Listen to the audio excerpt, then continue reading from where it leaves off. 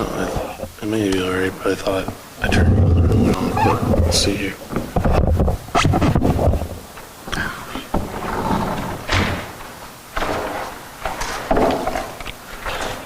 It's on now.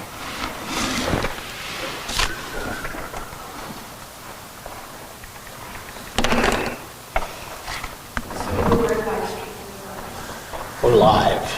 We're live, guys. Everybody's got to behave now for a little bit. Yeah. Well, you guys are safe. You're not in camera shot right now. But you will be.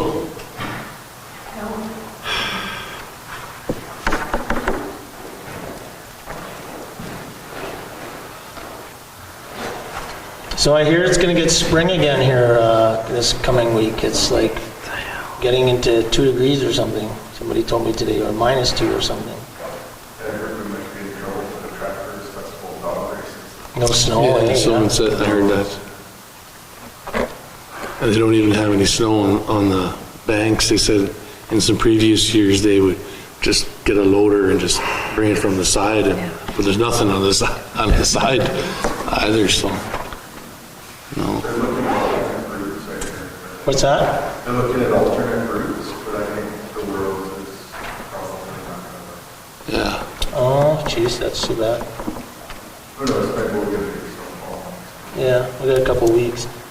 Well, I hear that they're still doing the Ice Palace. I asked somebody the other day. They said they got about 2.5 feet or something, or 28 inches or some like that, something along that on the river. That's what Dewey told me. Really? On Saturday. I heard when Jeff measured, he measured it at 24 inches, however, out of the 24 inches, perhaps 8 inches would actually be usable. Oh, okay. Yeah, I didn't get any specific details. She just said, Like rock. Are you there, Bill? Good evening. Okay, we're just waiting. We've got 2 more minutes of small talk and we'll start promptly at 6. Okay. 1 more minute.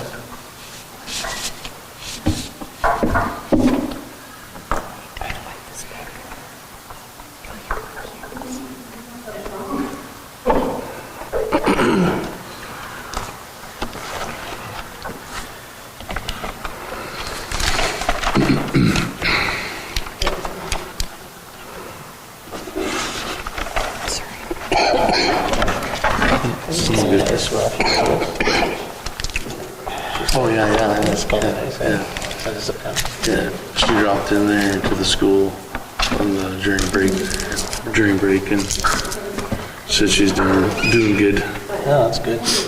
Yeah. I think she's still getting hundreds, I think. Yeah. Oh, surprise, surprise.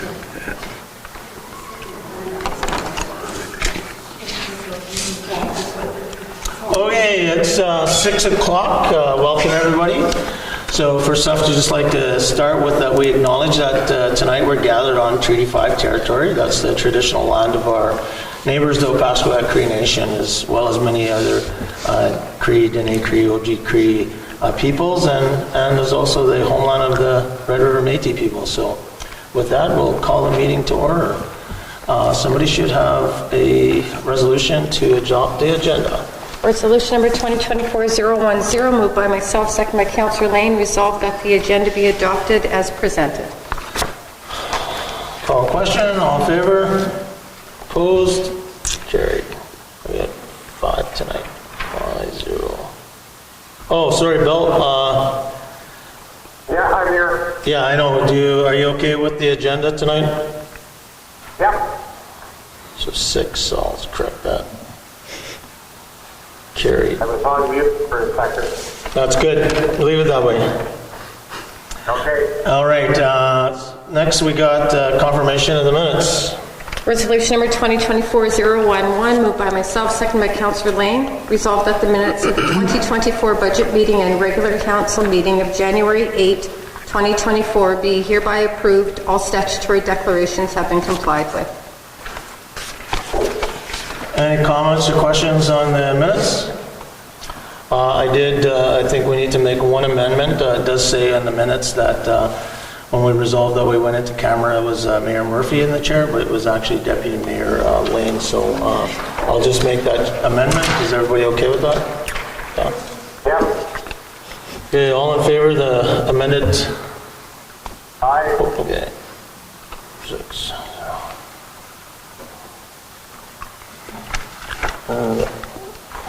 Do I need to change this right now, Jen, or you can change it? Pardon? If it says Deputy Mayor on here, should Trevor sign these? Yeah. Okay. Recognition period. So I know that I'm sure some people have got lots of things to say, and we always like to talk about some things that are going good in our community, and I have a couple of things tonight. So, first I'd like to, pass on our condolences to the families that, lost one of their loved ones on Friday or through the weekend, and then as well as sending well wishes to the individual that's still in hospital and recovering. And I guess what, we'd like to acknowledge is that, it was a great work done by, not only the RCMP, the paramedics, and some of our community members that were helping out with regards to that entire incident. And I know there was a lot of concerns over the weekend and looking for updates, but, we have to continue to follow what the RCMP are putting out, and I'm rest assured, and I'm fully confident that if there was any heightened risk to any of our community members, we all would have known, and they would have activated the systems that they have in place now when it comes to alerts and those such. So I know it's an uncomfortable thing, but I guess looking at, thanks to everybody that responded to that over the weekend. And from what we know is the investigation is still ongoing. Second thing I had is I've had multiple people come up to me and talk about how well the sidewalks and roads are cleared when sanded this year. So hats off to our employees, and the comment was it's the best job ever. So that's a great job to our team, and thanks for continuing to do that. And this was a continuous improvement initiative. I know Sam and his crew and the administration sat down the end of last year because, we have challenges at times and we don't have enough people, and really put a focused effort on improving that process. So thanks to them for that. Anybody got anything else? I think that the Huskies U13 and U11 teams were successful weekends. Yeah, quite the weekend for the U13 in Thompson, and we lost at Thompson 2 games, and then played them in the final and won in an OT there, so 4-3. So yeah, it was awesome to be able to watch that in person. So perfect. Yeah, I think the U11 team, or maybe U9 or somebody, was also pretty successful this weekend. Yeah, there's a team in Melford. Thanks to all those volunteer coaches. I know this is, they don't get paid big money for taking all that responsibility, but lots of volunteering and efforts behind the scenes on that to keep that going. Anybody else? You guys have anything? Yeah, I'd like to send a shout out to the Kinsmen. They had their comedy jam on the weekend, so that was one of their bigger fundraisers for the year, so they did quite well again. And I think other than that, I kind of echo your statement about the sidewalks. It's nice to be able to walk around in the middle of January and see sidewalks, so it's good. Yeah, I mean, the comment even back to the sidewalks was even when it was super icy out there, they said they had sand everywhere. And so it's not just the lack of snow, it's they were taking care of this was from an individual who walks all the time, so. Okay, with that said, we've got citizen period. Unless you guys want to share some positive stuff around the community, when you come up, you can tell us all about it. So we got citizen period. We have some citizens today. Somebody want to come up and start? I'll start. Do it.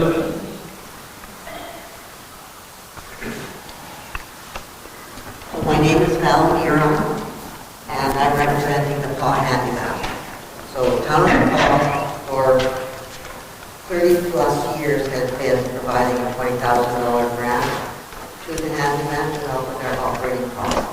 The $20,000 we receive from the town, $50,000 is for operating, and $5,000 to provide that, which is put into a reserve fund for future Our operation has not changed any since it was founded in 1980. Our mandate is to provide affordable transportation to mobility disadvantaged individuals. I think everyone here is fairly familiar with the handyman and his operations. We operate our shoestring budget. We have 2 employees, a full-time driver, and a 12-hour-a-week office manager position.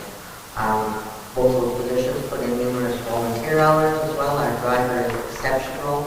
He'll go over and above to provide the service to someone who needs it outside of operating hours as long as it's reasonable. But what we're looking for the town of Paul again this year is the $20,000 van. Just for your information, we are starting the process to look to purchase a new van. Our current van is 2017 and it's called a Microbird, 15 seating capacity. The van we're looking at purchasing, we're looking at probably around a 10-passenger vehicle. We don't that often transport large numbers of people like we did in the past since COVID. That group activities, especially for seniors, is done. But our driver says, we live in the Paul. It takes 5 minutes to get from point A to point B, and we have to make a couple of trips. But we feel that it would be more affordable to get a smaller van. Maybe even with a smaller van, it might last a little longer. That's probably wishful thinking. These vans only last between 5 and 7 years when they're done. This van has been done for a year already. Okay. It's been down significantly this year with multiple different types of problems within the vehicle. And just initial information we're getting back is between $110,000 and $180,000 for these vehicles. Really? It depends on what you get in them. It's all the things that you've had in your base model, I guess it's 110. But if you want, say, a better grade heater system inside the vehicle and some type of airbag suspension, these of course all add up to more money. So right now the town of Paw in the trust fund has approximately 5,000. so $108,000 approximately. And the handyman also has some funds in GICs that we have ourselves. We have around $50,000. But we don't want to dump everything. Yeah. Because then if something came up, then we are in trouble. Yeah. But basically, town of Paw has been putting the $5,000 in. When we purchased this van, we got a sizable grant, and it was from third province, federal, municipal funding, so that we ended up still with a decent amount of money in that reserve. So we need to get grants to help offset that cost so that we don't end up, like I said, spending every cent we have and then something comes up where we're in big trouble. A couple of questions I would have, if you don't mind. Would you, just a curiosity, how many miles on that van that you have now?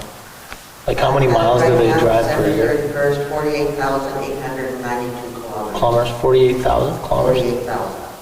And when I looked at the van before that, it was, I think, about 10,000 more. They don't do well, I think because they can travel short distance. Oh, okay. And that's not only here. Other handyvans across the province are experiencing the same thing. Those vans do not last as many years as a normal vehicle. Yeah. And I can't tell you why. All I know is what we watch for is when we're starting to have higher maintenance costs. Yeah. And not only the maintenance costs, but even worse than that is the downtime for people who Yeah. just can't get it. That was going to be my next question, Val, is is there a need for more than one? No. Other than the van being down, we don't have enough clients to support 2 vans, 2 drivers. Okay. We would not be able to afford that kind of operation. And we don't have the people to support having a second van. And when we purchased this van in 2017, we looked at keeping the previous van for that, but it's parked too long. Yeah. And so you're parking that van for 6 months or whatever, and then we don't have another garage to put it in. Yeah. We do have that garage set up in the compound.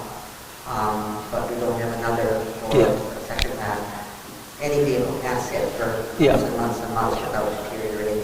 And then again, when we bought the new van, it's always because the current van is not running properly. Yeah. So then you are having a second van that may or may not run. No, exactly. And then you dump a bunch of money into Yeah. it just to... No, that's good. Anybody else have any questions? So we appreciate you coming down. I know that we've included some of that information already through our budget process, so we'll see where it goes. Well, we're hoping the town will provide us that van again, because without it, we would... It's a very necessary, yeah. No, it's a necessary service for our community, that's for sure. Any other questions? Anybody? No. Thanks, Val. Thanks. Thank you. All right. We're saving our CDC one for last. Anybody else? Mr. Yeah, come on up. I forgot to mention to Val, make sure you just state your name so that people know who's on the record. My name is Edwin Chinsky, just presenting a proposal to do the 2024 Canada Day fireworks. It's pretty straightforward. It is what I've thought this is a 22-minute art musical, and it would be my choice of music, approximately 26 minutes long with the introduction. The material and the setup is $22,300 plus GST. If you were interested in it, I would like a 90-day approval, just to say yes, you're doing it or not, because it does take about 150 hours to actually do it. And it would be shot at the grounds.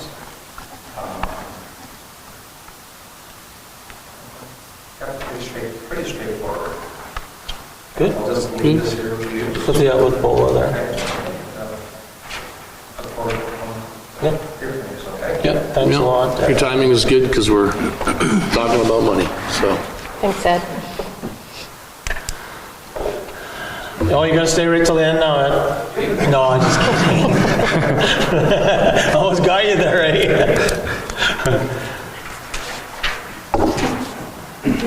Send this along with the budget and stuff.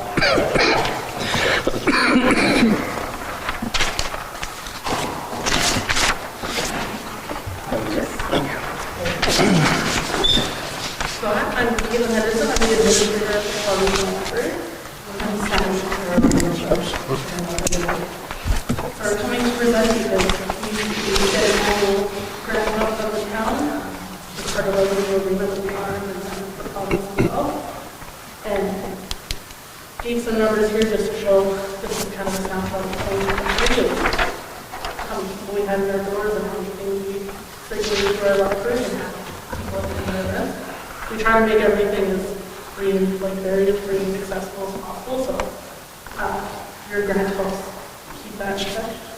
And then it also helps with, we did that spring increase last year and same for this year, because as everyone's probably felt, inflation is kicking hard, and average cost of a book now is like $40, $30, things are pricier for craft and cleaning supplies, so we want to try to offset that cost with grants and whatnot instead of making it on our patrons, because it's very hard to find anywhere to go and exist and not have to spend money. So we want to keep that as much as possible.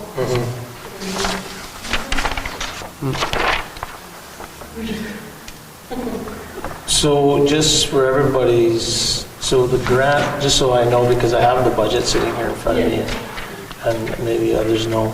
So it says the Town of the Paw grant, $167,000 this year, $166,650 next year, or this year, 2024. Last year was $167,000. That includes the building and all that sort of stuff, Jen? Yeah, like we pay for everything, so it's, you guys give us the one grant and then we pay Yeah. everything else. I mean, yeah, you guys offer the building, but we pay the So is there an increase, you're asking for an increase from last year, or? No, we did have the increase last year, so Yeah. we're just justifying keeping the increase going. Oh, okay, yeah, that's what I was trying to figure out, yeah. Okay. And when you look at your, the budget you presented, 2023 budget, are the budget numbers on 2023 close to the actuals? Yeah, and I had adjusted. I have a copy of the budget. I was like, did I give it to someone with the answers? No, like when I look at the actual budget, if I was trying to compare the 2023 budget to 2024 budgets, that's easy, but is the 2023 actuals close to the 23 budgeted numbers? Yeah, it's pretty close. We tried to base our budgets just off the previous year. So 2023, we did revise a little bit because at that point that was our regional agreement expiry date, so we were basing everything off the old grant amount from you guys, like the previous number, which was lower than the number that you did give us for 2023. So there was a little bit of a difference there, which I can provide that for you guys after. But yeah, so we ended up revising it a little bit just to the increased funding that we got for you guys, just to spread that out. But otherwise, everything else was pretty accurate, and then we based 2024's numbers on actuals? what the actuals were for 2023. Okay. That's why some of them are a slight increase. Yeah, like I was surprised to see wages down, salaries down, like, you would expect that those would probably be going up unless you change or... We had some staff change, Yeah. going into this year, so that's why it's a little bit lower. Good. And I like that where you took the $4,000 variance from the salaries, that you pumped that into your programming. Yep. You can see the difference there. Yeah, because that's with one of the changes, we lost a little bit of that ability, so we wanted to put the funding at least still in programming to keep it going. Because we did previously have a staff member that kind of focused on that, but now we don't have it, so put that money right into that budget. Good. Any questions, councilors? Anything further? It's really in-depth annual report soon, so. Yeah, no, this is good.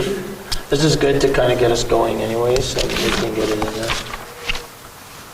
And then, because COVID obviously knocked us down quite a bit. Yeah. We've been slowly building back up to pre-COVID numbers for everything. For your movie nights, your movie nights that you've been hosting, Yep.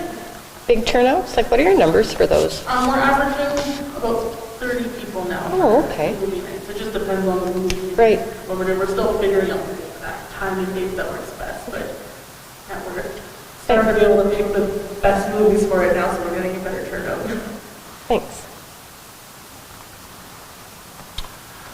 Alrighty, thank you for the presentation.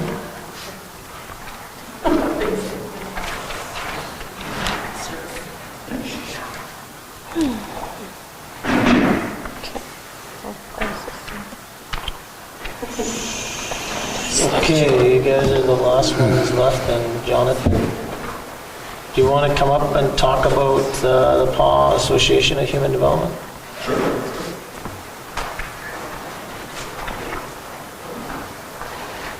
You can pull that other chair down there.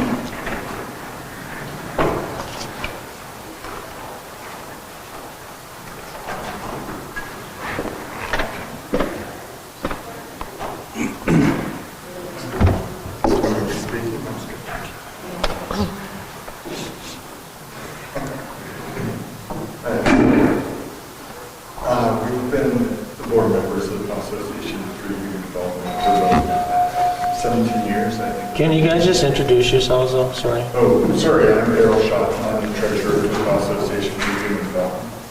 I'm the president, Joel Brown, and Maryland is one of the board members. So we've been basically the same board for about the last 15 years. About 5 years ago, we've noticed that with no increases in our daily per diems for our clients, that we started losing money. And at the time, because we have the new building and everything, we had about 100,000 in the bank that we had for, short runs, anything coming up and stuff like that. Over the last 5 years, still with no increases in our per diem, that money has been whittled away. Can you just explain to me what the per diem is? For each of the individuals who come to the workplace each day, we're given a per diem. a certain From the amount government? Based on their needs. Yeah, but that comes from the Manitoba government? Yes, provincial government. So with very little increases all that time, it's really decreased what we had in the bank. And then also with the group home closing, many of the individuals who came to the workplace moved out of town. That, along with COVID, where we made a concerted effort to make sure that all our employees were kept employed.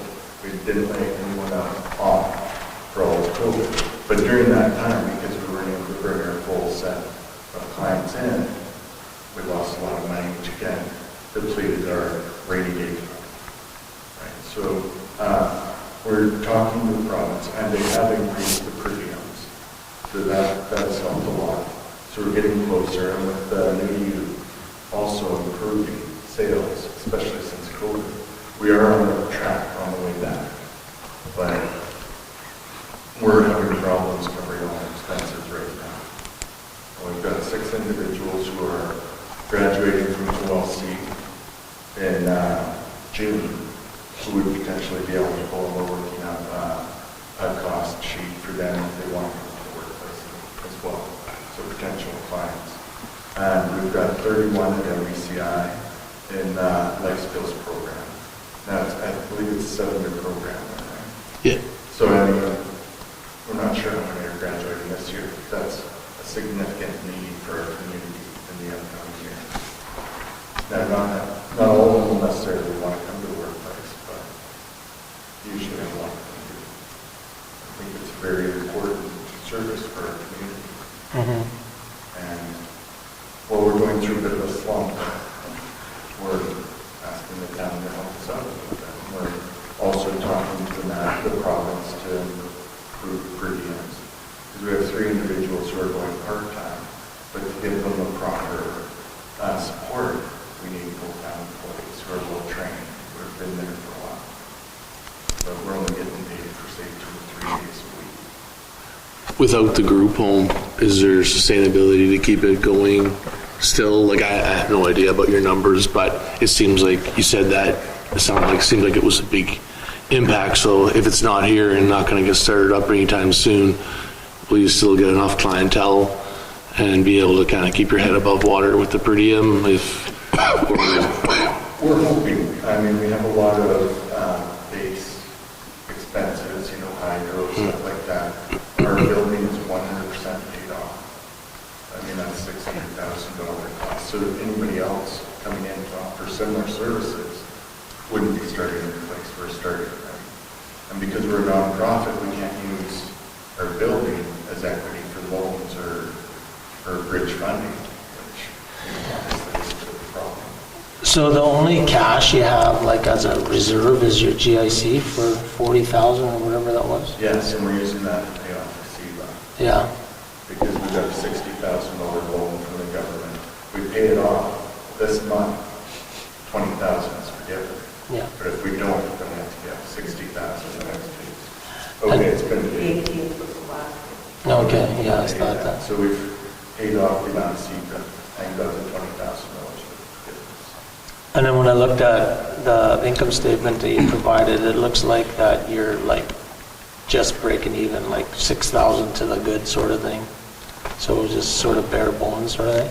It is bare bones for sure. I mean, obviously we're hopeful that we're going to grow and keep going and that we'll be able to provide a spot for these individuals that are coming out in the next few years.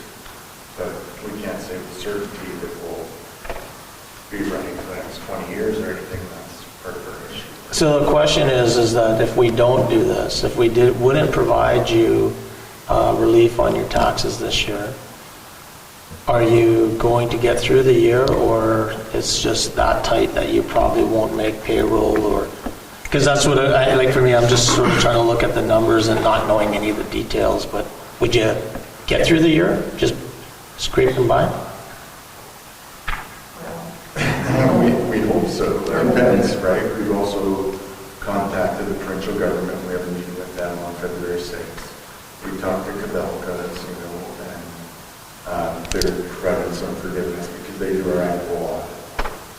Yeah, and again, that's one of the things that if we can help you with as well on the other side. I mean, we hear what you're asking for around the taxes, but if there's some advocating that we can help you with, sharing that information with us when we get an opportunity to talk to elected officials with the government, we can also share that, hey, this is an important service for our community. It's on on thin ice as it is, and it's like our community's on thin ice as well. Like, I mean, our tax rates, we're already looking at potential tax increases this year, and so it sort of goes hand in hand. How many full-time employees do you have? 2 with the workplace. One of them is the executive director and another, and then we have one with you, and then we have 2 more with support of employment. It's all under the umbrella of the association. So 5. And do you take students who are not 21 and over? Or, I'm just, again, this is just a conversation, I guess, my head was trying to think of what another route, like we have there's a lot of students that are getting some grant funding for Jordan's Principle that would be possibly future clients or could be even potentially current clients that I know Kelsey School Division, OLC, many schools are getting funding for supports like between EAs, but it's been around for a little bit longer, so the supports are getting a little bit bigger. So I don't know, like I don't have a name or number we can call, but just my way of thinking is that if those students could work in your building, then you might be able to get funding to help to, like some of the costs to say, yeah, you're part of the support plan for student X, Y, and Z, whether it's during a school day or on a weekend. I don't know. I'm just like, I know they're a very big group right now that's trying to make some big impacts. So I can try and see if I can find a number for you. I know they've had a big impact on our school in terms of staffing. So so I'll see if I can get you a number that maybe that might help. Might be Absolutely. yeah. I mean, we're not sitting on our hands, Yeah. looking for handouts, right? We're Yeah. looking at perhaps providing services for people with disabilities to get to work and giving them support with new jobs. Like supportive employment already does, but expanding that a little bit. Providing drop-in center for individuals that we currently see, right? So they can drop in and learn some life skills. And it's more convenient for them, right? So we're trying to look at other avenues to bring more revenue in too. Are you tied in at all with the Association for Community Living? Association for Community Living. Yeah. Well, that's, back in Swan River, that sounded like that's what they had there, and there was some funding that was through them as well. And we'll connect. Yeah, we'll try and help connect. I'm sorry, I just can't. Yeah. The Association for Community Living, ACL. Yeah, it's somebody who runs similar type programs in Yeah. Swan River and Dauphin. We toured them when we were building our new building, right, to see what they're doing. Okay. So just to be clear then, so you're asking the town if we would forgo property taxes for a period of 3 years. And I think our property taxes, looking at your budget, I don't know what they are this year, but it's like around $11,000, yeah, $12,000 sort of thing. Okay? We'd also like letter of support from the county, of course, saying, this organization has been around for 4 Yeah. years, some of the things we've done, built a new building. No, we can do that. Support for many people, we see its value in our community, the No. difference it can make. Yeah, we can do that for sure. That's the easy part. That is the easy part, for sure. Yeah, we're hoping we'll get something like that, maybe even like next week or two. Yeah, I don't see a problem with that, Abe. Bola, do you see a problem them getting a letter? That would be great. Okay, So just a couple questions I had. How many clients do you actually have? Right now, 6. So how many did you lose? You mentioned, like, I think before COVID, you're at a certain level. Well, how many clients did we have before COVID and before that? Well, I think we had about 12 or 13 before COVID. 12 or 13. So you lost like half. Yeah. Wow. Some part-time, most of them were full-time. Then you mentioned you might be having some potential clients coming from OCN.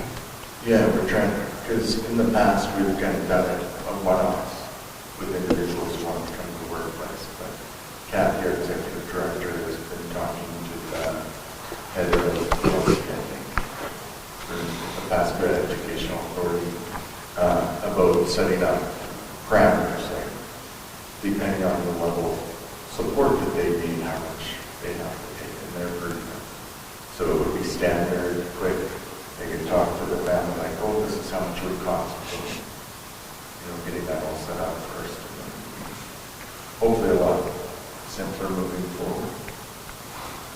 So 3 years from now, do you kind of foresee it returning to how it was? Like, I know that's the goal, but is that what you see? Because we're past more individuals coming in. We do have the facility base to kind of handle like 25 clients. That was our goal when we built the new facility. And I think realistically we could get there. But then again, who knows, right? I think we can safely handle 25 clients, teach them life skills, and have an impact on the community. But even pre-COVID, we didn't reach those numbers. There was still basically. And with the closing of the group home, that didn't help anything. Well, not group home, No, but the assisted living home. financially Yeah. and for the individuals. Yeah. that- So if Turning Leaf was to come, that could potentially, my understanding though, that was when that was happening, there was only 2 or 3 individuals in the group home that they moved to Brandon, and they didn't have any family in the Paw. Because we questioned that as well when that was going on. That's possibly true. Yeah, like, I don't know how many, no, but I guess somebody was trying to figure out how many clients came from the group home. If we were trying to link that, I didn't know if that would have been, how many you'd have come over. Some of the clients came as a group from the group home too. Okay. Like say 6 or 7, and then they're just put with their families after that, not necessarily came back. Yeah. We had a couple who retired as well during that time. Any other questions, guys? Oh, I'm good. Okay, perfect. So thank you for your, Bola, and others will get back to you. Like Deputy Mayor Lane said, we're in deliberations with budgets right now, so it's good timing. Trying to get this out of the way. Thank you. And yeah, if you could get us that. Yeah, I'll get you. Appreciate that. Yeah. no And problem. if you could talk to Bola and provide any information, give us some stats or details that we can actually use to lobby on behalf of you guys as well. This is a very important service for our community. Thank you.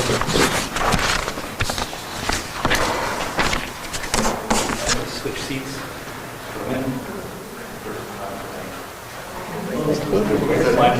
Very quickly.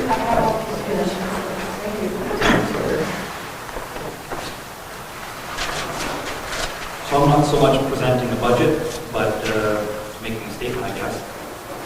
The budget, as presented, so how we shared, it's really not our business. They provide us with an invoice, they provide a service, they are an independent contractor, and the invoice due, as the controller had laid out in the order, is exactly right. Invoice for services, which matches the budget amount. The capital budget amount is something that can be up for presentation on a later date from those that know the system much better than me as a committee member. it, it's an invoice, it's not They're not presenting a budget? presenting a budget. Okay. And you're talking about, just for everybody out, they might not know, they might not, you're talking about the recycling work. Sorry, I might not have messaged. Yes, Yeah. the Tricoms Recycling Center. Yep. The budget is an invoice, it's not a operating budget that we're in control of or should have much say in. Other than, just to be clear, we can disagree with an invoice. Not really, it's based off of per capita services provided. You can always dispute, but the dispute Yeah. should always come before services provided. Yep. If you don't want to pay that amount, then service can be reduced, Yeah. change which areas have already been identified. Which we've asked Reduce in the past. Which we have asked that group in the past to do that, to do which, sorry. reduce services.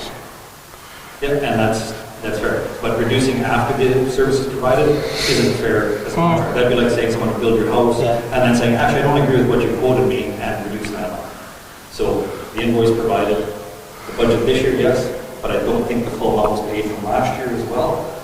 It was said, we don't want to pay that amount of the invoice. That's not fair for So- a contract. Just for clarity, that 176 or whatever is in there, that's based upon an agreement that's not actually been signed, though, correct? It's never been signed, Okay. but it's the per capita that has been basically agreed to because you keep receiving the service.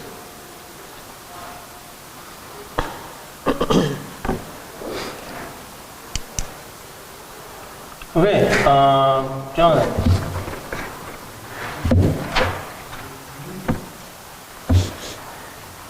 Gonna be a couple techy. And then it didn't.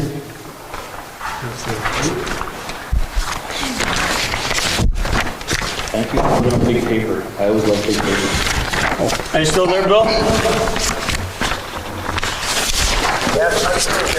Thanks.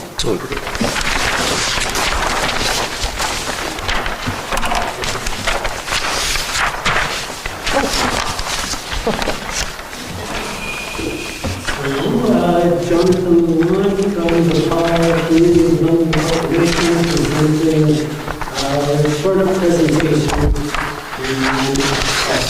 So, starting listening, the PAW CBC seeks to improve the economic and social well-being of the PAW and surrounding areas by following a community economic development framework. Guiding principles to pursue alignment with community stakeholders, support community economic development efforts through services and programs, embrace and adjust to change, balance capacity with capabilities, and commit to transparency and accountability. As the economic development officer, I'll follow the community development theory and practice to meet the objectives of the CDC and the town of the PAW.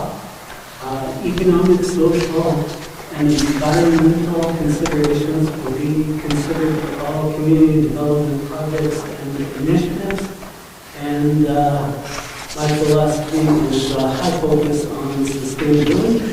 And this will be considered for economic development projects, reflecting the needs of the community. So projects last year, as I'm new to the PAW, so I've taken over some of these. And then Jackie has moved to an advisory role with the CDC. And we're still working in 2023, so there's a welcome package was completed by Jackie. Housing needs assessment completed in December by Jackie. Campground Clearwater Lake Development Master Plan completed by Jackie and Jonathan. Clean fuel fund application was completed, but did not receive funding. Tourism kiosk was received. And it's been installed for a number of months now, since the summer. Completed by Jackie, and I've taken over as administrator. Housing Accelerator Fund was Jackie. Highway 283 RMA Land Development, so Jackie, and I've taken the role. Storefront Improvement Program, Jackie, and Jonathan to take over. home buyers down payment program, Jackie and Jonathan to take over. EV charging station is Jackie's initiative, and it's been installed.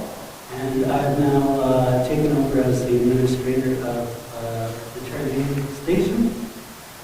Discover the policy in tourism development as Jackie, and I've taken that over. And Jackie is still working to do some bookkeeping and accounting payables for the CDC. Projects, ideas for 2024, these will be discussed as we go into strategic planning and planning out projects for the year. But some of the Paul land development planning has been a top priority that we've been discussing. And we're looking at the entire surrounding subdivisions in the Ireland Kelsey as well. The lot auction for snack planned lots, I've been to take over that, and I'm developing a plan to go ahead with the auction early this year. From development, there will be some discussions around that. Investment strategy, investment resources, so that's part of our investment readiness plan. Empty lots and abandoned houses. There's derelict abandoned houses, and also bylaws and policies to be developed around that. Campground, Clearwater Lake, master plan was completed, and we'll focus on next steps for that development. Tourism development, tourism products, partnership with ACN and Ireland Kelsey, and that is the Paul ACN tourism brand. Agricultural grounds, development improvements, there's been some discussions, so if that's one of the priorities, we can look at that. Downtown revitalization, what does the town purpose for the downtown is? You want it to be service-oriented, commercial, mixed use. There's some densification initiatives at Crystal Park. Devon Park redevelopment has been on the town's mind for a while now, and the CDC has agreed to look at some of those projects and get that developed. Parks and green space narrowed down what the town wants for that around town, and the CDC to help with redevelopment of some of those spaces if needed. Transportation, there's been some discussions, possible public transit initiatives with the Pasquia Community and the POP, and maybe some discussions with the IM. There's been some discussions around airport development and future plans, and rail industrial land development to support transportation hubs. In planning, by new partnerships with towns with costs should be done with every new council or projects or as needed. So that will come to be reviewed in August.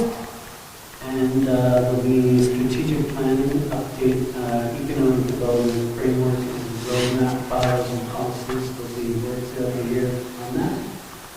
Build the capacity of the CDC. Possible plan for next year to hire an assistant or staff if needed, and there'll be some discussions around that.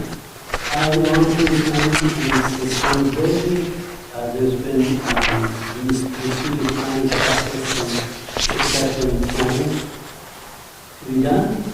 And then considerations for the budget that I took for this year. The CDC budget, 1 to 2% of the town's budget, is an accepted practice for operations with CDC. And contributions from the town this year will be $144,198, and we'll get into that. CDC to increase community partners. There's been some discussions about collaborating with local organizations and to increase revenue in that capacity for projects. Most projects are grant-based, and the budget for the CDC has been subsidized by the town to carry out initiatives, or they're funded from outside sources. Increased funding for tourism development and destination marketing, the policy and grant will be some highlights on that. And increased outside infrastructure grants, opportunities through economic development organizations. So that's what I can bring to the table. And we'll get into it. So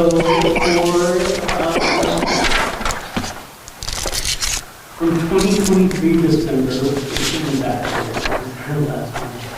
we were going to do $56,687. And but we had a budget surplus of 54. We'll actually come a little bit lower than that for once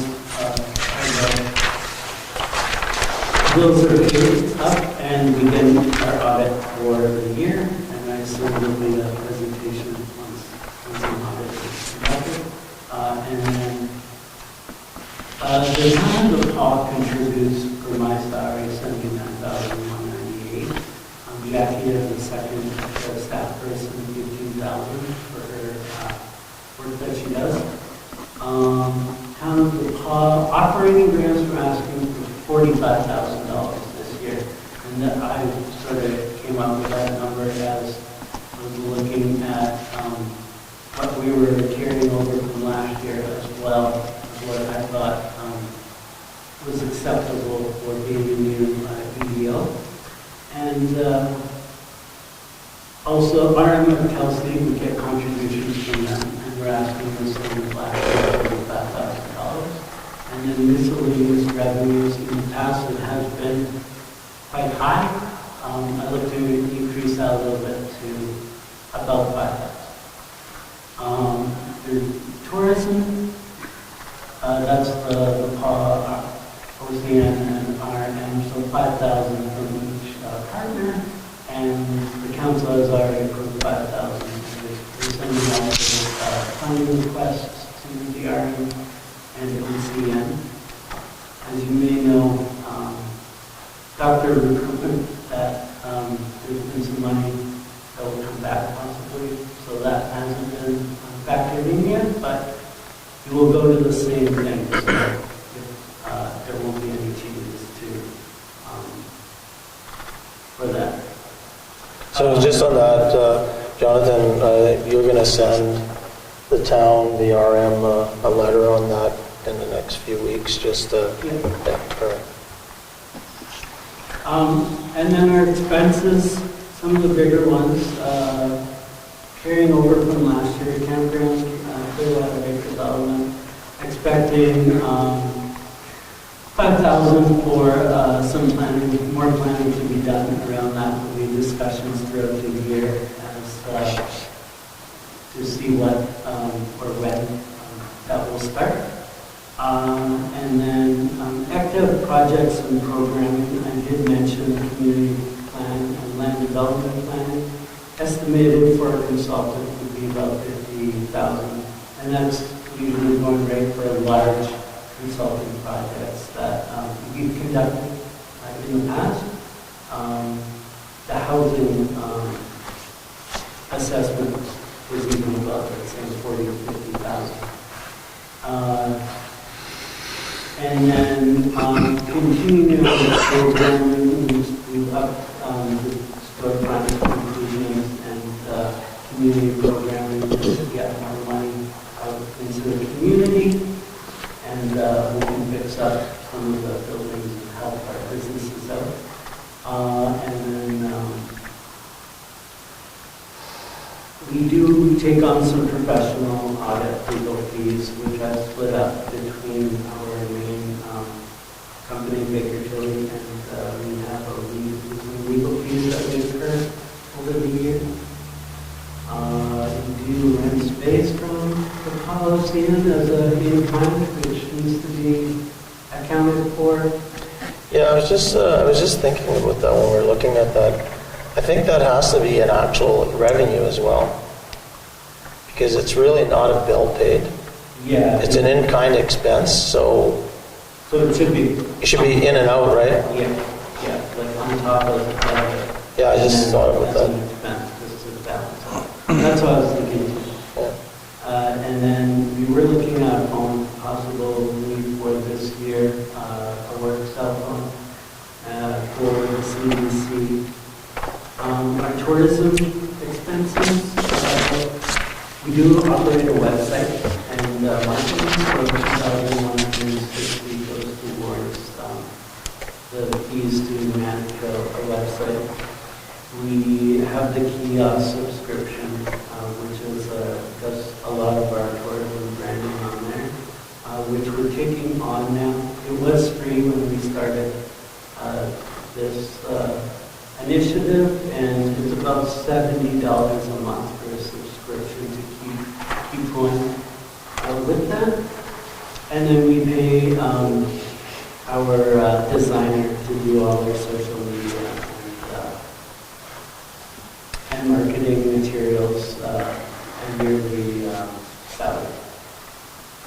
And then so. Who's your designer? What's that? Who's your designer? Is, Donna Dahl. okay. Yeah, that's who we've contracted for a number of years now, so we continue working with her. And then there was just one more thing. Yeah, like business insurance, and then land development for our properties that we own. We pay our hydro taxes. We did get a tax rebate this year from the provincial government from that. And then there's some potential land survey, land development discussions to be had for moving forward with that. So there's the CDC budget. Good. And just for history for some, so they understand, at one time, the surplus in the CDC budget, or in the CDC's bank account, was about $118,000, if I remember, around that point. So over time, we've sort of been chewing away at that on projects that are necessary, but there's no need for the CDC to be carrying a big bank account of cash, just enough to get them through. Any other questions? Any questions for Jonathan? Alrighty. I had one. Huh? I had one. Oh, Just gotta sorry. find it. You mentioned 2024 projects there for the derelict and abandoned homes, bylaws and policies. We were kind of advised about that just prior to your starting, I think. Is there any development on that? Not yet. I've just been looking at what Jackie has done and sort of planning for the year moving forward. I kind of see that as that being our decision. I'm just wondering if he's bringing something back. Oh, no, but that's what I mean, when she presented it, I thought there were some good things in there. I mean, maybe I presented it again, but I thought there was a couple things we could do, like with that land, if somebody's sitting on undeveloped land, to do something, and as well as the derelict, there was a suggestion there too, but no. There was some good things there. For Definitely sure. could get some traction. I think that we had sent it back for some further follow-up is what the holdup was. It's a good to bring it up again, because it's like that old business kind of category where, because I was thinking the same when you brought it up, so. All right. Good. Any other questions for Jonathan? Perfect. Thanks, Jonathan. Appreciate your presentation, and then Councilor Lane will give an update from the CDC meeting today, so. Thank you. Okay, where are we at here?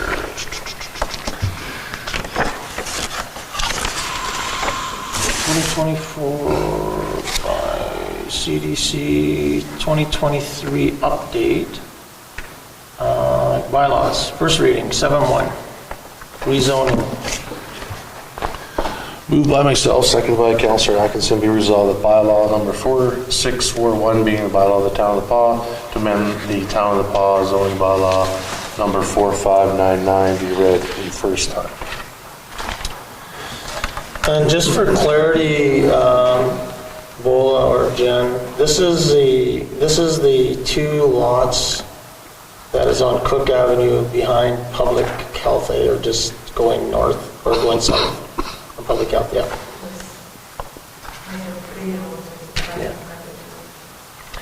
Any questions? All in favor? Opposed? Seeing none, carried. Okay. And department, go down payrolls and accounts. E31, right? Yeah, There we A31. go. Moved by myself, seconded by Councillor Atkinson, be resolved that council authorize the following accounts pay period number 1 in the amount of $106,884.04. General check number 30720 to 30752 in the amount of $599,135.36. EFTS in the amount of $144,045.41. Okay, call a question. Or I guess does anybody have any questions with the check registry first? Everybody's good with it? One on campfire for $17,000 to somebody. Well, that narrows it down. Let me just see if we can find it. On the check register? Yeah, it's in the AFC, so I'm searching for a second. Where is it? 17,000. It was for 17 something. It's a company I didn't know that we, it's the second here. Excavating? MGZ Construction? No.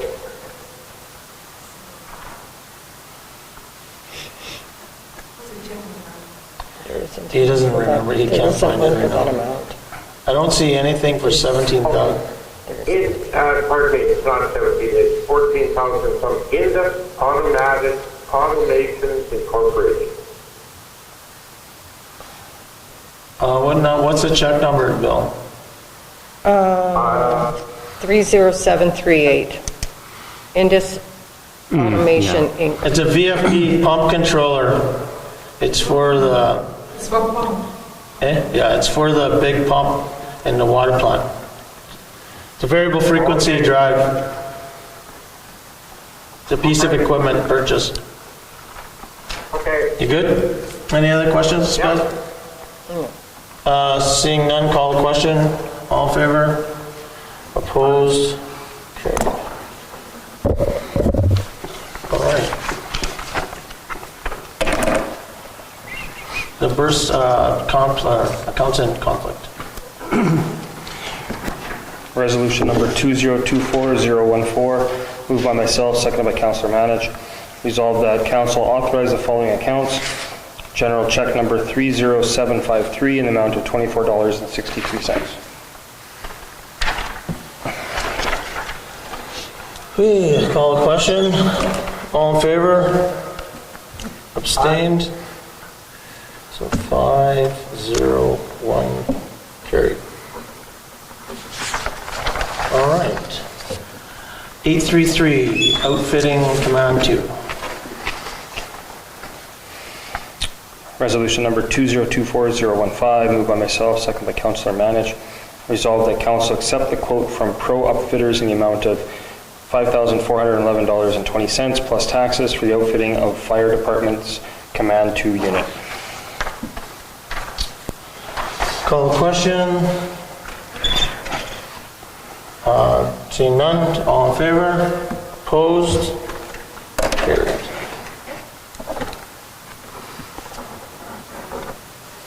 Okay, November financials. Resolution number 2024-016, moved by Councillor Manich, seconded by Councillor Allen. Resolved that council accept the financial statements for the period ending November 30th, 2023, as prepared and submitted by L. Armstrong, Controller.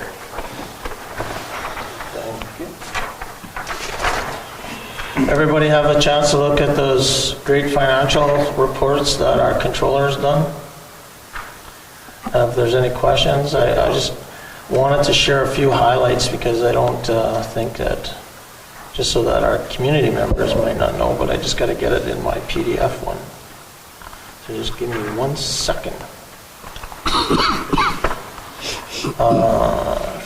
Because this is till the end of November, so we've still got a month left, but there's a couple of interesting sort of items, you know. Revenue at the airport was up significantly, like $700,000. Obviously, our cost of spend on the fuel sales will be up as well, but if you look at sort of some of the highlights down this road, the other thing is that the return on investment, just the interest that gained, so you know, almost $303,000 in interest this year, which is great news. And then again, we talked about it earlier in the year, the $207,000, almost $200,000 from $208,000 from the Manitoba government with the increase in provincial funding, with the provincial grant. So it's $1 million in revenue, increased revenue this year, just like as a high level without looking at, which is great news. The unfortunate thing is that we're $1.6 million. Oh no, sorry, not 1.6. Where is it? Our expenses are about $2 million more than we had actually budgeted, which is not, it's not terrible. Like there's other things where we're going to save, and Laura's got something further on the in the report that shows where it is. But the expenses, you know, the most significant one, and we just want to highlight it for our community members, was around the RCMP billing and such. I mean, it's, you know, there's a significant cost when it comes to RCMP billing, and, you know, we need to keep an eye on that and see what we can do. So, a great job by Laura with these reports. They're very clear, and there's a lot of information in there if you really want to look. Okay, any other questions with the financials? Seeing none, all in favor? Opposed? Carried. All right. Policy, waiving business licenses. Resolution number 2024-017, moved by Councillor Mann, second by Councillor Allen. Resolved that Council approve policy FA 831, waiving business license fee as attached.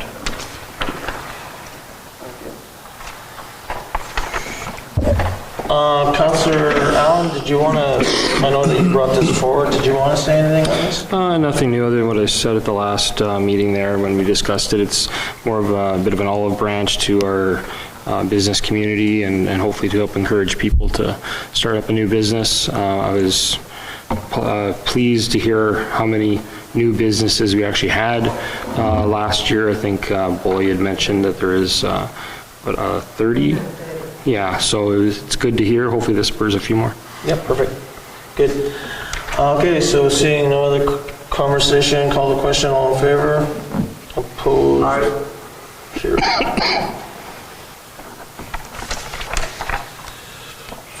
Okay.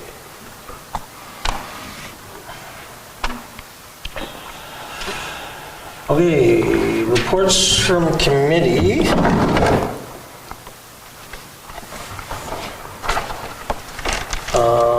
Starting with museum board.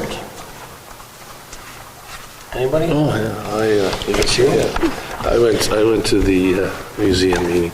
So we went over some budgeting stuff. So I did get it mixed up, but I'm sure the museum director contacted you because I thought that the museum budget presentation was tonight. I think I scared him there. I said, I'm pretty sure it's the 22nd, I said. So he contacted Bola and figured that out.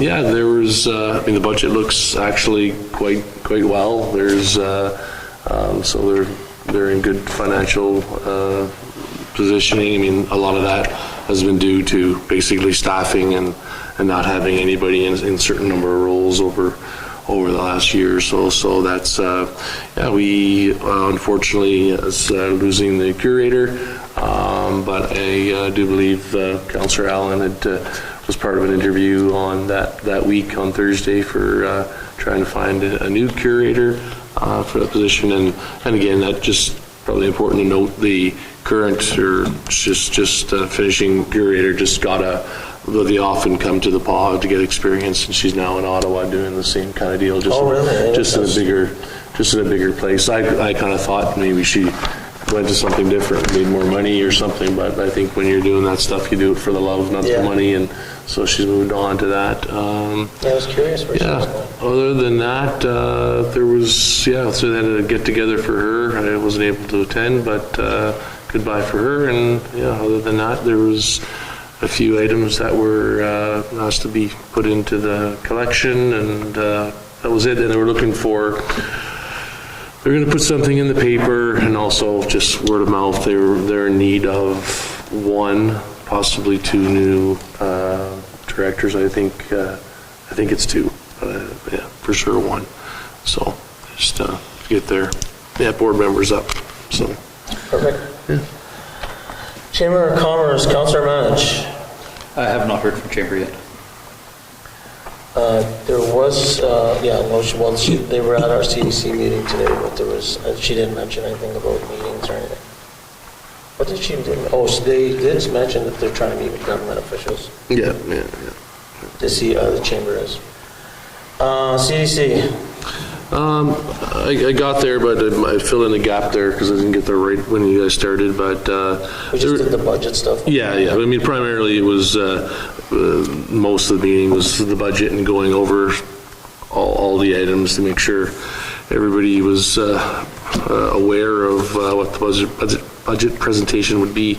Tonight there was a brief discussion on kind of tourism and kind of that place branding going forward and making sure everybody's on the same page so it continues. A brief discussion on kind of doctor recruitment, and everybody knows we got our return of service agreement worked well, and we got some of our funds back, so there should be some possibilities to hopefully do future return of service agreements with some other doctors. Obviously, the RHA is the one that takes the main reins on that and does it, and we're just here as up between us and the RM and OCN as a group to hopefully maybe kind of make something work if we can, so we can get some other doctors. So there's some possibilities there regarding that.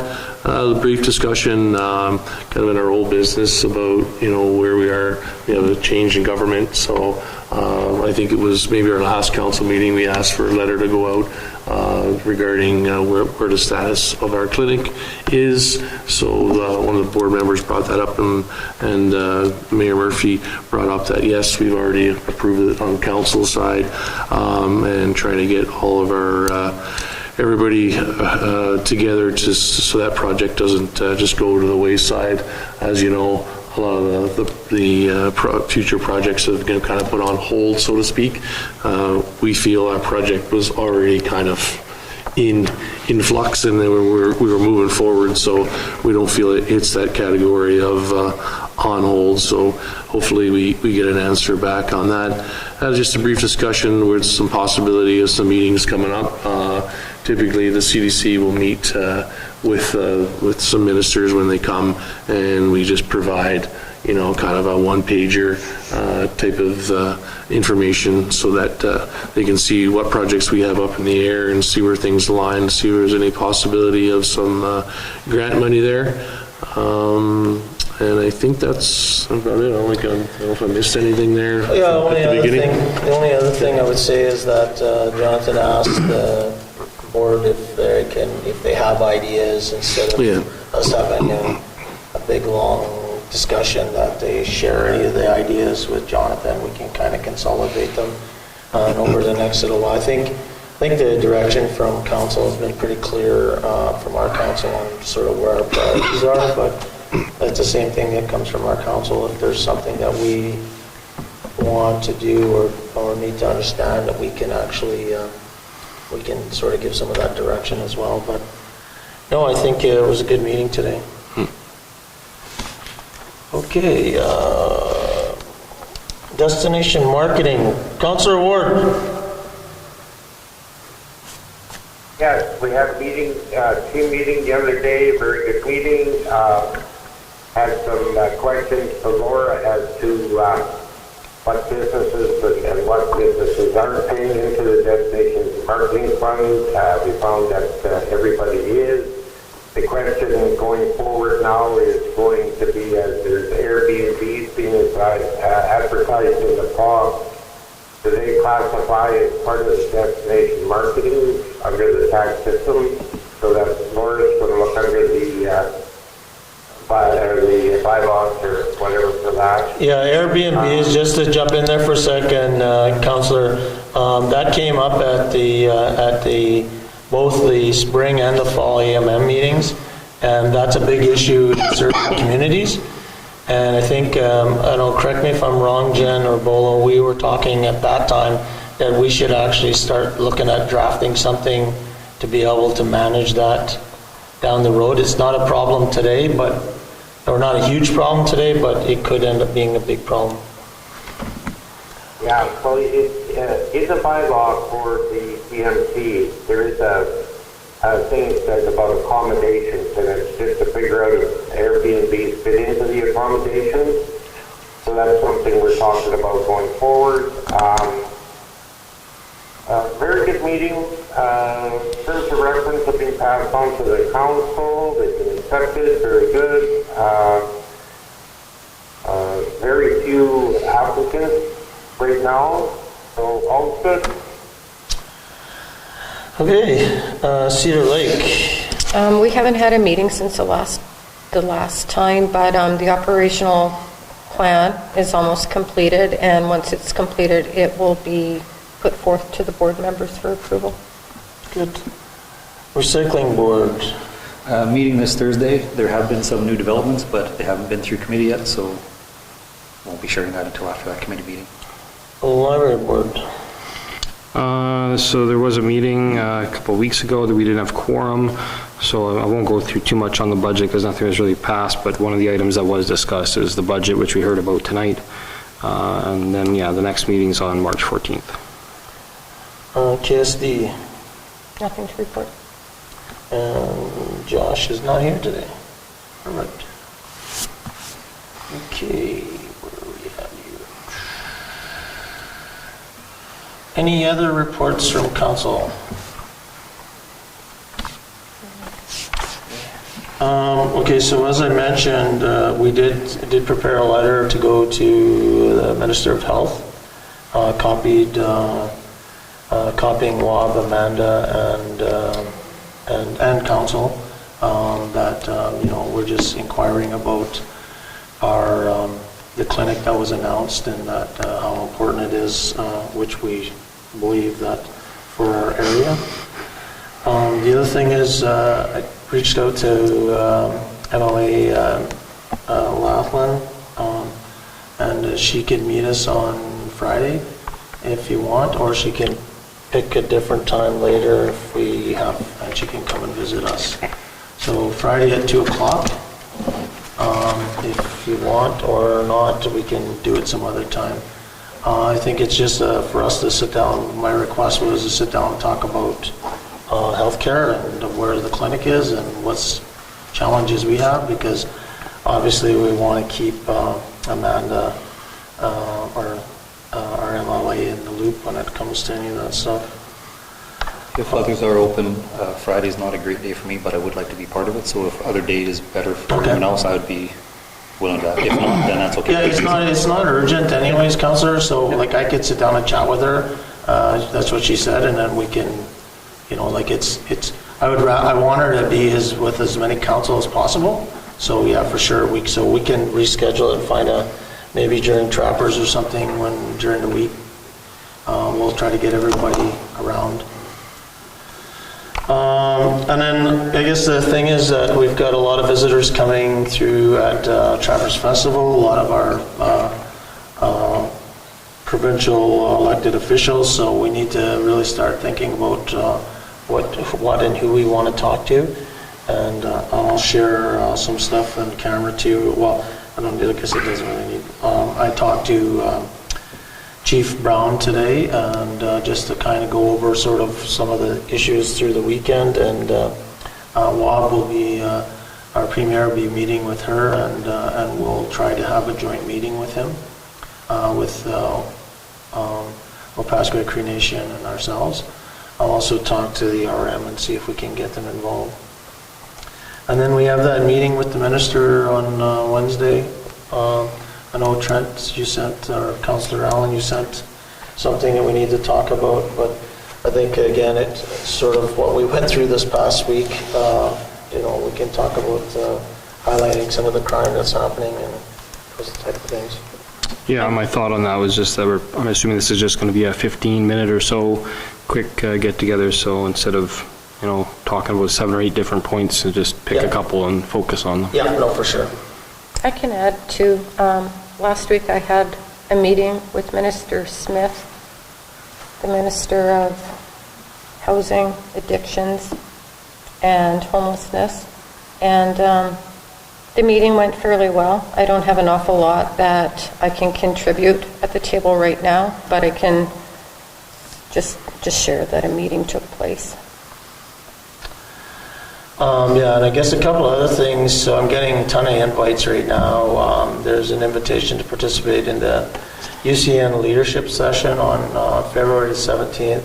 So I'm away that day, so Councillor or Deputy Mayor Lane will actually attend. There's also a request to attend a conference in town here at UCN on February 14th and 15th. It's regarding the Conference Board of Canada Centre for the North meeting. So it's really, I'll tell you what the overview is. So it's about, meeting will explore concepts of sustainable development in Northern Canada, highlight organization and initiatives leading the way to a sustainable resource development and sustainable finance. So I will likely go. I don't know if anybody else is getting those invites. Nope. And I don't know if it's I'm assuming it's an open, I'll find out. But then we're also, at the same time that this is going on, we're supposed to be in Thompson at Linkages. So I was going to look at the Linkage conference. I might just drive up in the morning for the one day and drive back the same day and then go to this one. But I'll see what happens. It's sort of, it's kind of getting a lot of things going on in that week. And I think that's pretty well it. Did anybody else have any things going on in there? Like I mentioned, there was a lot of action over the weekend with regards to what was happening. Lots of information. I guess, if anybody's watching, us as council, we don't get any more or any faster updates than the RCMP give us, and we have to follow, we have to assume, and I have full confidence in that they're sharing whatever risks are out there and giving us the information we need. They do have an alert system that they can initiate if there was a real critical thing where there was a risk to health and safety of the community, and we would all be aware of it. But as us as council, we're sharing with what they're sharing with us, and that's about all we can do.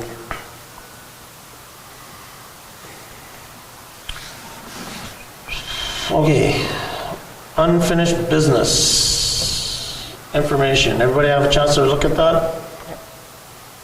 Yeah? No questions?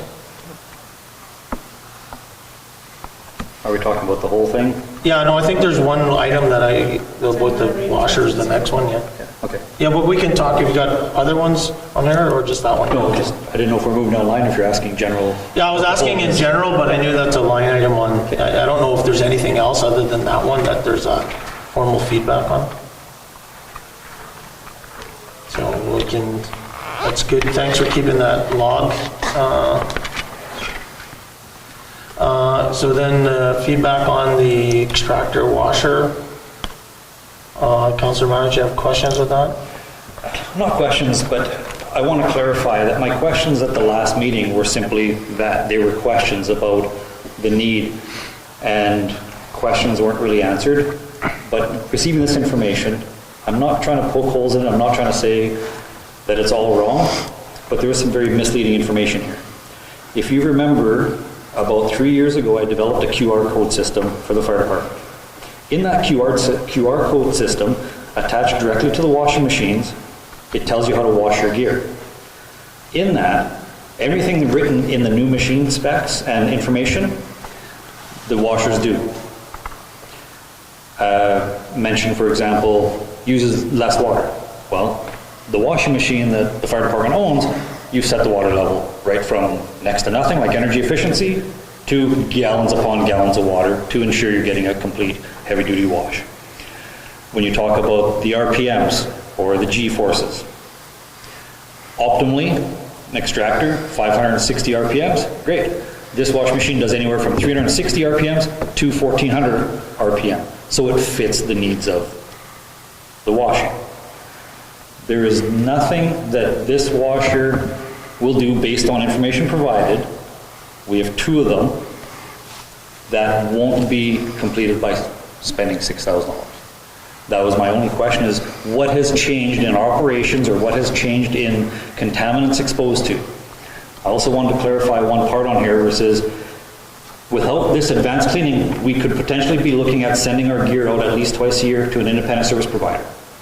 Advanced cleaning, by the definition, by the NFPA standard, to perform advanced cleaning, the organization must be a manufacturer-trained organization. It doesn't say you can just buy this machine and you fit it. It means you must be a manufacturer-trained organization. The training required to become a manufacturing organization is specified in another part of it. So I'm just a little disappointed that the information being provided is not accurate and does not, again, justify this. The first machine that we bought was bought almost 8 years ago now. Almost 9 years ago, I guess. Still works perfectly fine. Hits all the specs required by the NFPA standard. So again, if the NFPA standard is why we're buying a new machine, it meets it with current. And we have 2 of them. The second one was actually bought from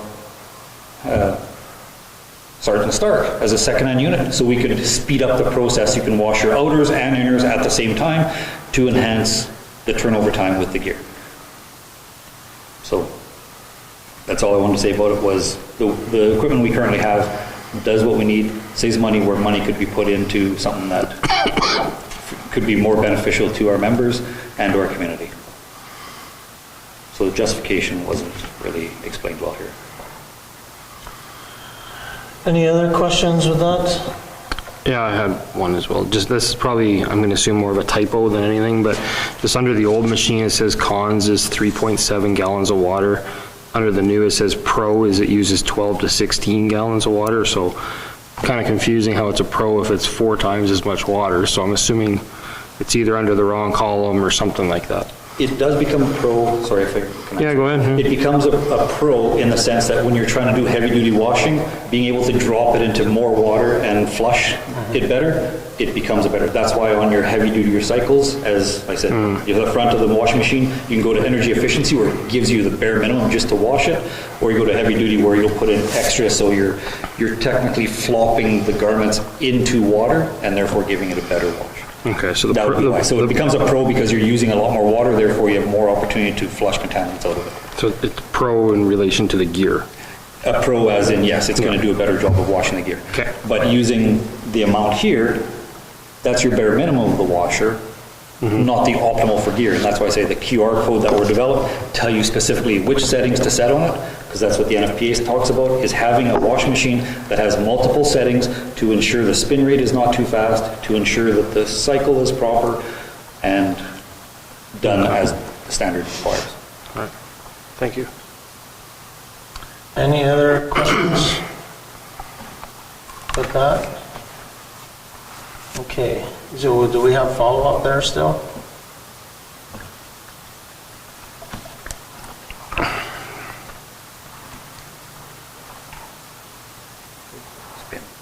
Levels. Heavy means you want a lot more. Is there any more follow-up that we need on this though? No, I think it's just going to be a budget item, right? So Okay. I just wanted to clarify the information that was provided. Yeah. Okay, update on Trapper sign. Anybody see that? Yeah. Only thing I was a little bit confused about this issue sheet was regards the owner. It says, I spoke to the owner and he's not willing to just give it to the town if there's no long-term plan. But then it says, don't, where did I see that? It said sort of the opposite again then. The owner isn't interested in getting rid of it. So I guess as long as we have a long-term plan, it would be. He would be, but, whatever that is. And then the only other thing I'll ask, and I'm asking Jen because she wrote the sheet, is would this be a CDC function? Because that's sort of a, that's kind of a thing that, you need to hire a crane, or if you're going to move it, it's really outside of the wheelhouse of the CDC. I was looking at it as a tourism aspect of it. Yeah. Take pictures of it when you're in town and come and see the drop. That's the only reason I said CDC. I think CDC could help look for grants and stuff like that, but I don't know if I'd want to give that on their plate. That would be my opinion, but what do you think? Doesn't matter? Yeah, I mean, I don't know. I'm still stuck on what is the plan, I guess. I'm kind of, to me, it kind of depends on what the plan is. Well, I think, my take is ideally it would be to move it off of private property and move it onto town property. No, I guess what I was thinking is that maybe it is a CDC thing if depending on where it's going to go, will require some coordination with, some other groups in terms of, hey, do you guys want it? You don't want, like let's just say, for instance, it goes downtown, and is there land that needs to be, I don't know, because that's the only reason why I agree the fixing of it up and actual moving it, that probably should be somebody else. And if somebody other than the town will take ownership of it. And if somebody other than the town could take ownership of it. Yeah, I don't know. Okay, well, it's information for right now. We'll try to figure that out. Skippy L.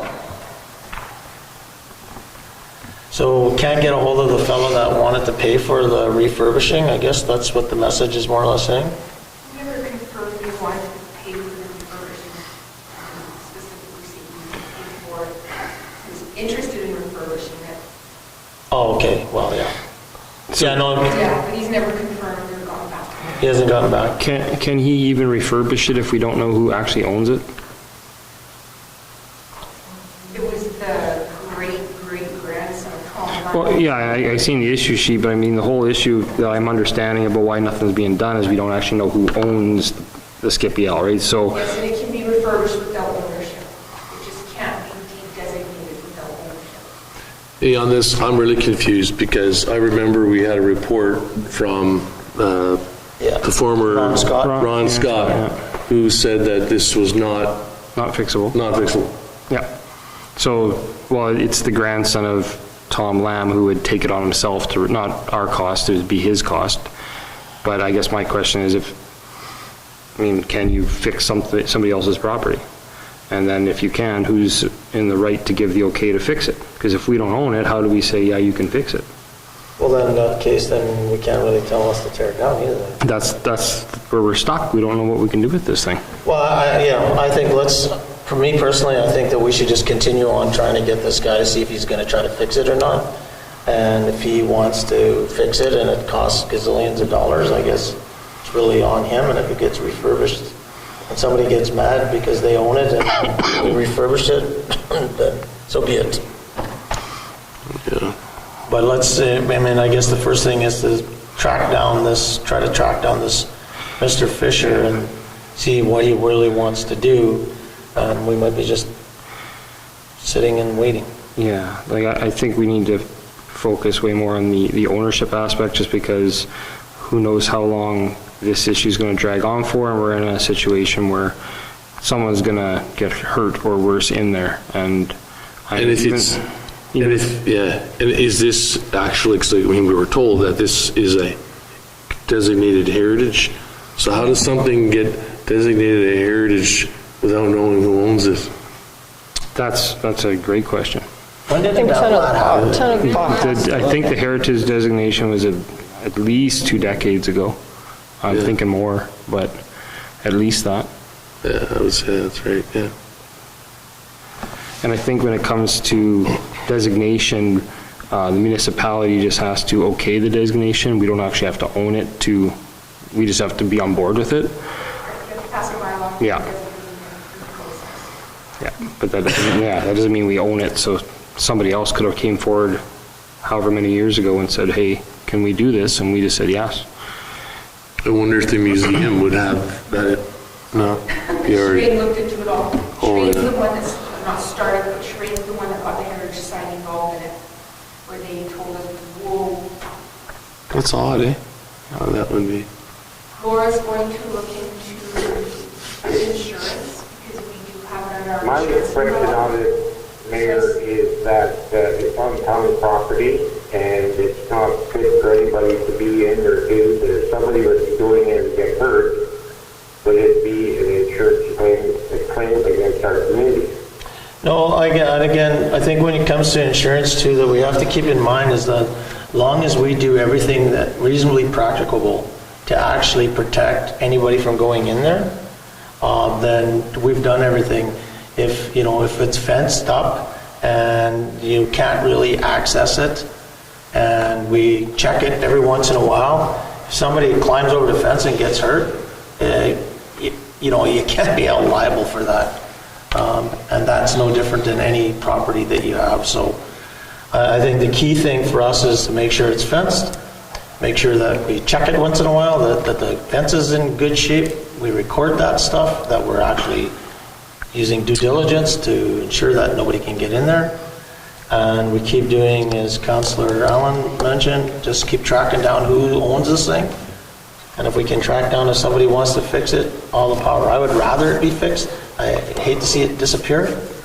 But at the same time, we can't have something that's crumbling around us on a couple of cement blocks out there, so.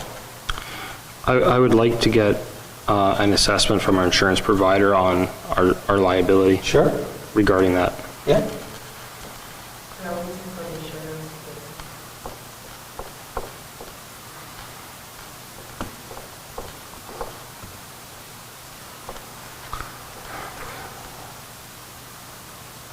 It would be similar to like if we have ladders off the side of the arena or cables and we're allowing kids to climb up there and we know about it and a kid falls off there and gets hurt, we're probably going to be liable.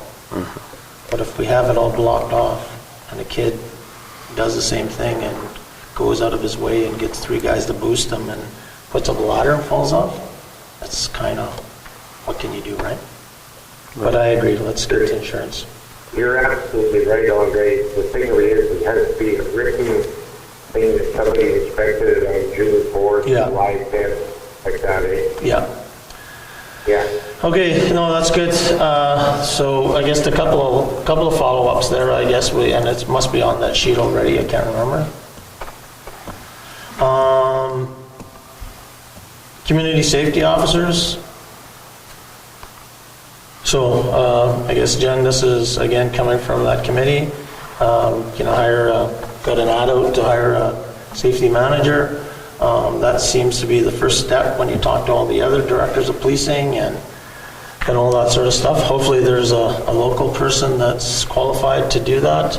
And if there is, that's great. And then they can help sort of develop the program, get some ownership in the program and get it off the ground. So it's for information right now. Niso Capuino, 20-year forest management thing, we should ask them to come here and give us a big presentation. Oh, I'm just kidding. So yeah, so if we're interested, we could have them come and do a presentation to us. They're also looking for engagement, so if you have any questions, reach out to the general manager there. No questions? Citizen period? Nobody else? Committee of the whole? Resolve that we now move ourselves into the committee hole with Mayor Murphy and the chair to discuss matters requiring our attention. Issue sheet, snow removal. So just sign her up, and anybody have any concerns with that? Agreement? The dollar amount's just based upon, was it snowfall over a set number of years or something? Yeah, I think they use an average over a certain period of time, a number of inches or something. Yeah. So it's gonna go down next year? It's a 3-year average, isn't it? Might have a little hit next year. Yeah, maybe. This year we are. Yeah. Contaminated soil agreement, so that's an agreement we signed a while back with a different company. It's really just an ownership change. I don't see any issues with that. Lagoon mower, same thing. It's not coming out of any budget other than the, we've got 2/3 of the budget available, and it is a necessary thing for lagoons to take care of all your vegetation around the lagoons, so you don't have a breach. So I don't see any issues with that moving forward in that purchase, you guys? No. Nothing under planning and developing. As Laura mentioned, operating deficit, we talked a little bit about that earlier, so we do have money from the reserves, so we'll just pay that with the reserves during the general operating surplus. Everybody okay with that? As she recommends. Non-union total compensation report for compensation policy. A lot of good work done here.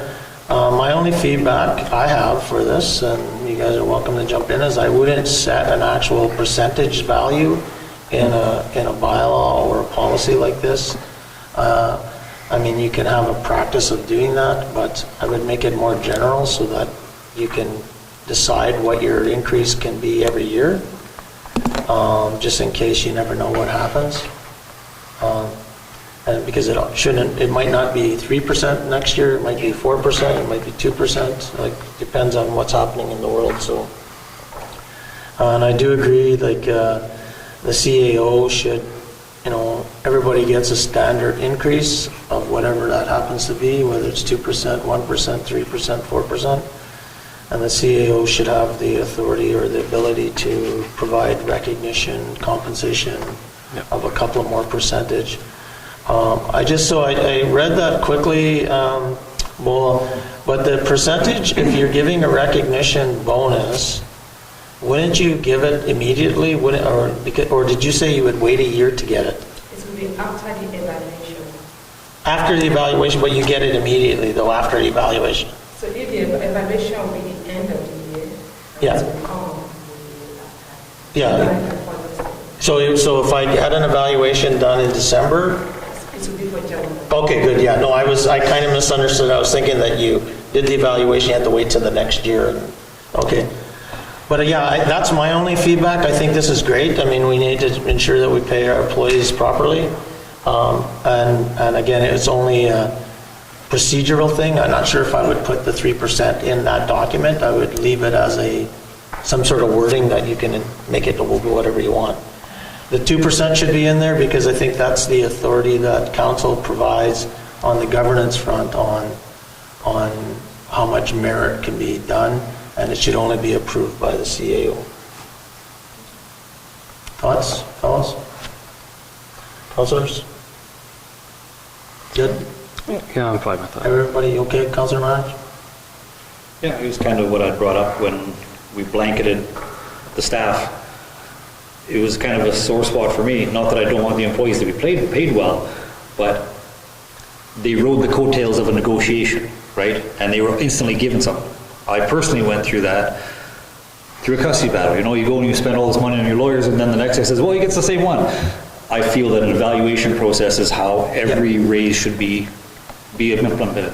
Because one guy might deserve 5%, and the next guy might only deserve 2 or 3%. Yeah, I think we agree. Yeah, we agree on that for sure.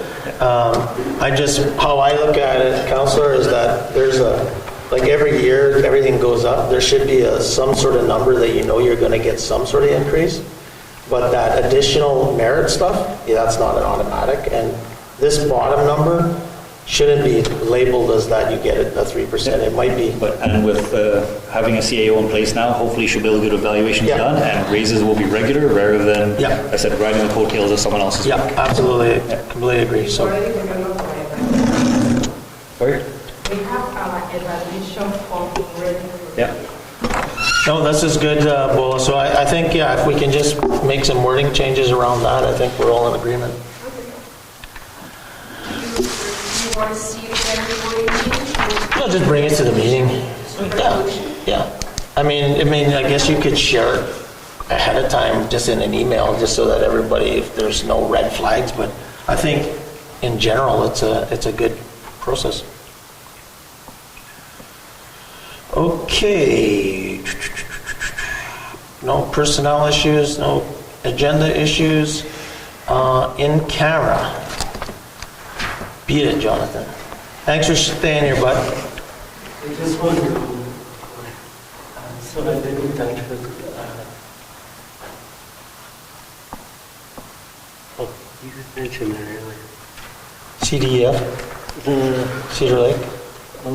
Leaf. Oh, Turning Leaf. Turning Leaf. Okay. So they are operating in town, but they don't have the space yet. But Okay. they are serving some clients. Oh, okay. Where? Oh, really? Yeah. I never knew. Oh, I didn't know that either. That's great news. They should set up an office at the Okay, Human interesting. Development. Yeah. Oh, yeah, sorry, yeah. Resolved that we now move ourselves in the in-camera portion of the committee of the whole with Mayor Murphy in the chair to discuss matters requiring our attention.